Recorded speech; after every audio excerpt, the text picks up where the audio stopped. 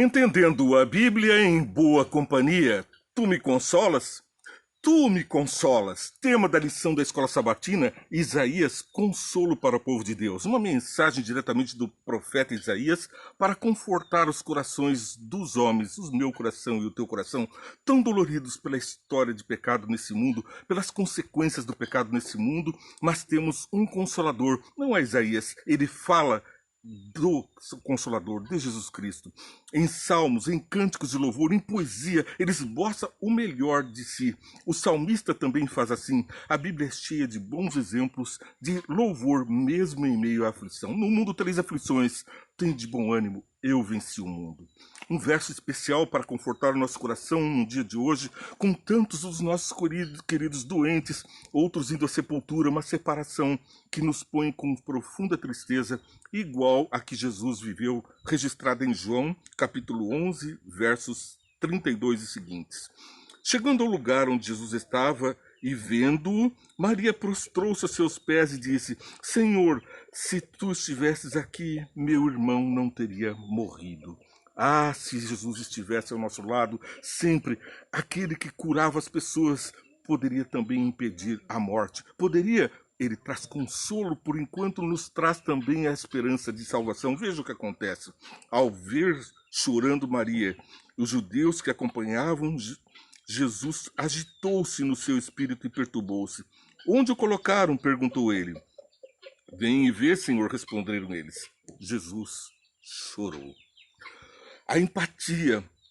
Jesus, o príncipe da vida, contempla agora o resultado da morte, o afastamento do homem dos conselhos daquele que é a fonte da vida e da sabedoria, o resultado, a morte. E Jesus, vendo o sofrimento, chora. Nós choramos por causa da separação, temos esperança na redenção, na ressurreição dos nossos parentes e amigos. Sofremos muito agora, mas temos a esperança de salvação. Onde o colocaram? Perguntou. E Jesus chorou. Então os judeus disseram: Vejam como ele o amava. Choramos e os outros percebem que nós amamos uns aos outros. Mas alguns deles disseram: Ele que abriu os olhos do cego não poderia ter impedido que este homem morresse? A morte é o salário do pecado. Vivemos num mundo de pecado e neste mundo temos aflições. Mas temos um consolo vindo diretamente de Deus. O Filho de Deus, Emanuel, Deus conosco, venceu a morte e ele também vai fazer os nossos mortos ressuscitarem, porque viveram na sua justiça, viveram nos seus bons caminhos. Nós testemunhamos isso e damos glória a Deus pelas boas obras que eles praticaram. E temos bom ânimo porque Jesus venceu o mundo e ele disse que não nos deixaria órfãos, ele também está conosco e ainda chora ao ver o nosso sofrimento. Pois bem, Isaías, consolo para o povo de Deus, tu me consolas?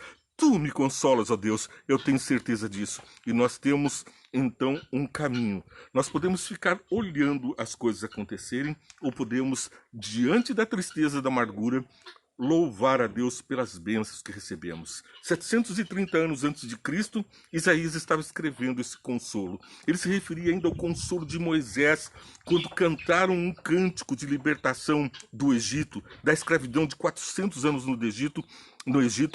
Moisés conduzia agora o povo a um paraíso, ao Canaã. Nós vamos também para o Éden, ressuscitados, vivos, seremos transladados e voltaremos para uma terra reformada. O cântico, portanto, é uma forma de expressão registrada em Isaías capítulo 12. São 6 versículos onde o profeta refere todas as formas de cântico que nós vamos ver desde Moisés até o Apocalipse nos versos que vamos seguir. Vamos orar. Senhor Deus, ao contemplarmos as maravilhosas obras das tuas mãos, as maravilhas da nossa redenção e da nossa manutenção nessa terra, nos teus caminhos, queremos esboçar o nosso louvor pálido, simples, mas cheio de gratidão, porque reconhecemos o teu cuidado por nós. Guia-nos nesse caminho de justiça da tua luz e conforta-nos, pedimos em nome de Jesus. Amém. Isaías 12, portanto, é um pequeno salmo. Um salmo é uma poesia que era esboçada em forma de cântico, tinha uma métrica, tinha saliências, tinha ênfases em certos versos que nós vamos ler em seguida. O louvor a Deus, portanto, é um conforto diante da misericórdia e do poder de Deus, entoado por membros do povo que estava voltando da Assíria. 20 anos eles estavam dispersos, mas a promessa de Deus é que um remanescente volverá, um remanescente voltaria. Uma pequena parte do povo seria restaurada, aqueles que não se dobraram diante dos falsos deuses, dos falsos ídolos, que buscaram do Deus verdadeiro o consolo, esses encontraram e voltaram louvando pela redenção. É o que está registrado lá em Êxodo, capítulo 15, é o cântico dos libertos. Tinham sido libertos da escravidão. Faraó tinha vindo atrás dele com todo o seu exército, com carruagem. O mar se abriu, o povo de Deus passou, e os egípcios ousaram perseguir o povo de Deus, mesmo o mar que havia se aberto, eles adentraram com suas carruagens e o mar se fechou sobre eles. A libertação de Deus é algo miraculoso. O mar se abre diante dos nossos olhos e a morte é deixada para trás. Vivemos, portanto, num paraíso em meio aos sofrimentos, contemplando a libertação do nosso Senhor. Veja bem, aqui o Isaías capítulo 11, verso 16, vamos ler aqui os versos que confortam a nossa explicação. Olha o que estava acontecendo naquele momento. Isaías 11, 16. Haverá uma estrada para o remanescente do seu povo, que for deixado na Síria, como houve para Israel quando saiu do Egito. Nós estamos estudando o livro de Isaías nesse trimestre, são 3 meses dedicados ao estudo dessa lição. Nos programas anteriores explicamos que o povo tinha sido disperso, estava espalhado, o povo de Deus praticamente tinha desaparecido. Mas aqui nós temos a esperança de consolo. E no capítulo 12, depois, nós vamos ver como o povo de Deus estava ali louvando. Antes, porém, vamos para Isaías, depois de Isaías capítulo 11, verso 16, eu gostaria de ler Salmos 46. Deus é o nosso refúgio e nossa fortaleza, auxílio sempre presente na adversidade. No momento de adversidade, de dor, de tristeza, nós temos o consolo do nosso Deus. É Ele quem nos guia passo a passo no caminho do deserto deste mundo. Isaías capítulo 26, verso 4. Confiem para sempre no Senhor, pois o Senhor, somente o Senhor, é a rocha eterna. Rocha eterna, algo que é indestrutível. É toda forma de manifestação do poder de Deus para nos libertar do mal. Ele escreveu na rocha os seus mandamentos, e pela guarda dos mandamentos somos livres do mal. Somos livres de matar e de sermos mortos, de sermos alvos das mentiras, de sermos alvo dos atentados dos seres humanos que nos agridem violando os mandamentos de Deus. Nós aprendemos a amar os nossos semelhantes sobre todas as coisas a Deus, mas com esse amor é impossível que nós ataquemos, agridamos as pessoas. Veja lá o próximo verso que vamos trazer para a nossa meditação. Está lá em Apocalipse, capítulo 15, verso 2 e 3. Apocalipse 15. E vi algo semelhante a um mar de vidro misturado com fogo, e em pé junto ao mar, os que tinham vencido a besta, a sua imagem e o número do seu nome.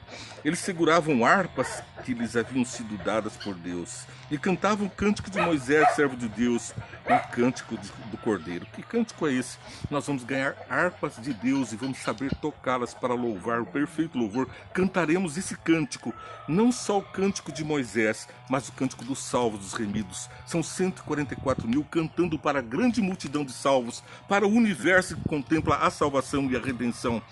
Todo o universo glorificando a Deus pela restauração do ser humano, pela redenção, porque nós estaremos sendo salvos. E o cântico é: grandes maravilhas são as tuas obras, Senhor Deus Todo-Poderoso, justos e verdadeiros são os teus caminhos, ó Rei das Nações.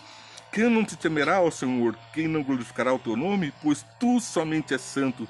Todas as nações virão à tua presença e te adorarão, pois os teus autos de justiça se tornarão manifestos. A justiça imputada por Jesus, através da morte de Jesus, a nós, nos capacita à ressurreição. O salário do pecado é a morte, diz a Bíblia, mas o dom gratuito de Deus é a nossa salvação. Jesus é o dom gratuito de Deus. Ele veio, se manifestou entre nós, morreu por nós, nos ensinou como guardar os mandamentos, a amá-lo e a amar a Deus sobre todas as coisas e aos homens guardando os mandamentos. Nós nos capacitamos para sermos cidadãos dos céus. Seremos, portanto, ressurretos, restaurados.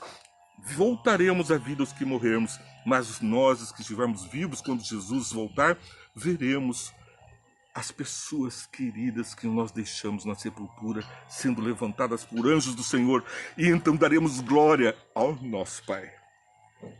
Apocalipse traz a última mensagem de conforto de Deus. E no capítulo 15, do verso 2, especialmente o verso 4, nos ensina que teremos um cântico de louvor.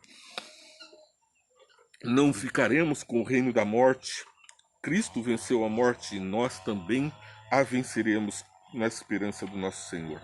Isaías, capítulo 12, verso 2, vou ler do 1 em diante. Naquele dia dirá: eu te louvarei, Senhor, pois estavas irado contra mim, mas tua ira desviou-se e tu me consolaste. Lembramos, eu amaldiçoo até a terceira e quarta geração dos que me aborrecem, mas faço misericórdia até 1000 gerações. É o caráter de Deus sendo expresso, Ele não abandona. Ainda que nós estejamos no pecado, Ele nos chama. Ele convence o mundo do pecado, da justiça e do juízo. Sim, nós reconhecemos o pecado. Ou somos transformados e viveremos na justiça de Deus, ou não poderemos viver num lugar onde há plena justiça, a salvação que é o céu. E então vem o juízo. Mas o amor de Deus vai até as portas do juízo, até o momento que estamos sendo julgados, pois Jesus está nos céus hoje como nosso advogado intercedendo por nós. Foi por eles que esses cravos foram enfiados nas minhas mãos, foi por eles que esses cravos foram enfiados na minha testa, foi por eles que eu morri na cruz e por eles que eu ressuscitei, e é para eles que eu volto para buscá-los, para retirá-los da sepultura.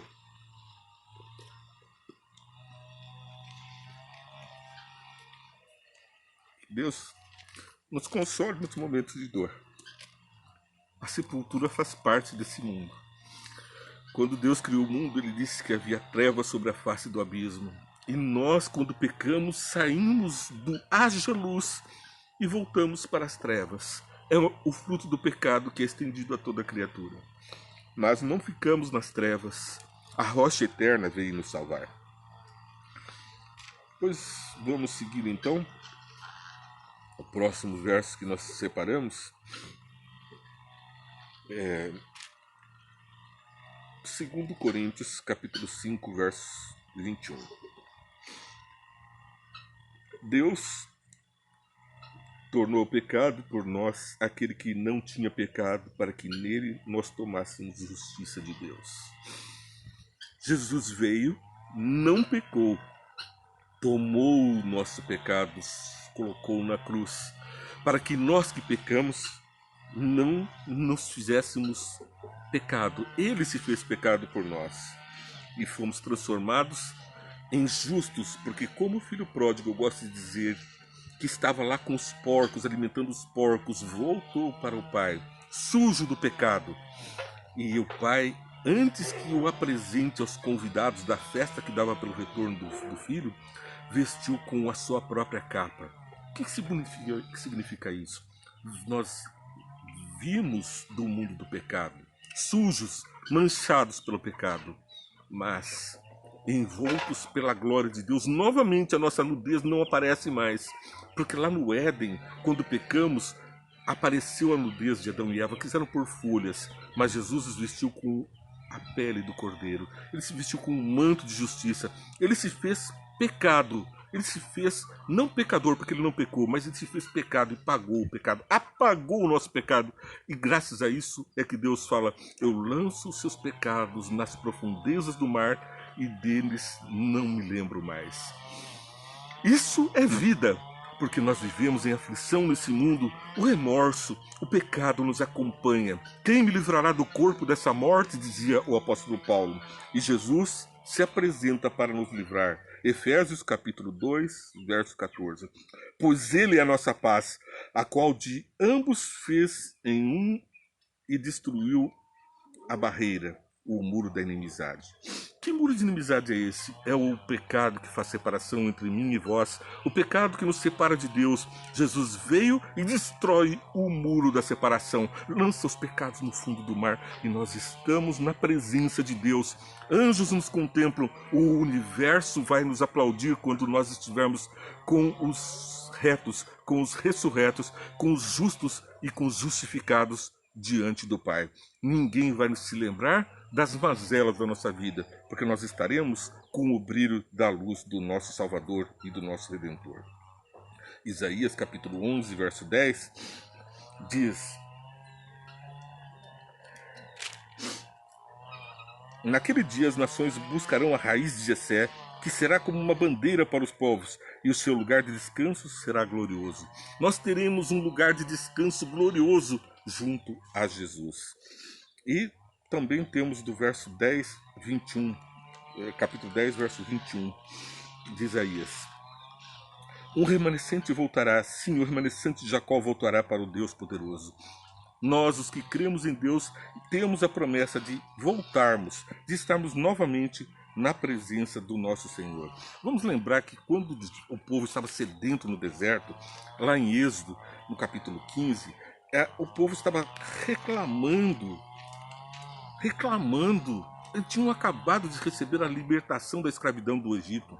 Tinham recebido o maná, o alimento. Não estavam fazendo nada, não estavam plantando, não estavam trabalhando. As suas vestes não gastavam, suas sandálias não gastavam. A jornada, nada lhes faltava, mas faltou água. E quando falta água, eles tinham acabado de murmurar pelo maná, pela comida. Deus mandou maná, reclamam ainda. Veja o que está lá, Êxodo capítulo 17, verso 2 a 4. Por essa razão queixaram-se a Moisés e exigiram: dê-nos água para beber. Ele respondeu: por que se queixam a mim? Porque colocam o Senhor à prova. Lembra o rei Acás? Não colocarei o Senhor à prova. Aqui o povo estava pondo Deus à prova, mas não à prova para esperar de Deus a salvação, pondo à prova em reclamações, em murmuração. Mas o povo estava sedento e reclamou a Moisés: por que você nos tirou do Egito? Foi para matar de sede a nós, aos nossos filhos e aos nossos rebanhos?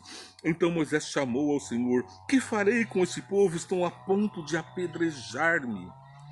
No mundo tereis aflições, mesmo servos de Deus. Então Moisés clamou e respondeu-lhe o Senhor: passe à frente dos povos, leve com você algumas das autoridades de Israel e tenha na mão a vara com a qual você feriu o Nilo e vá adiante.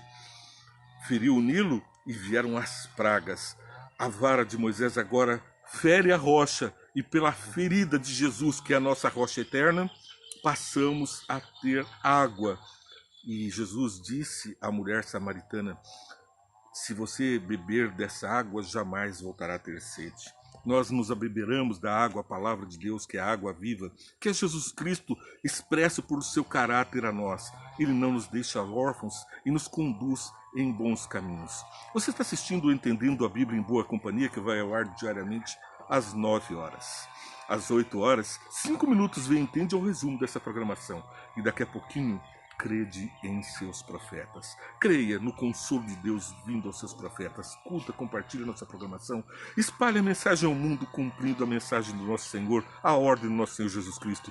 Ide pregar este evangelho a toda tribo, língua e nação, para podermos ver a glória de Jesus. Que Deus te abençoe, te console e nos guie para um mundo de luz na presença de Deus.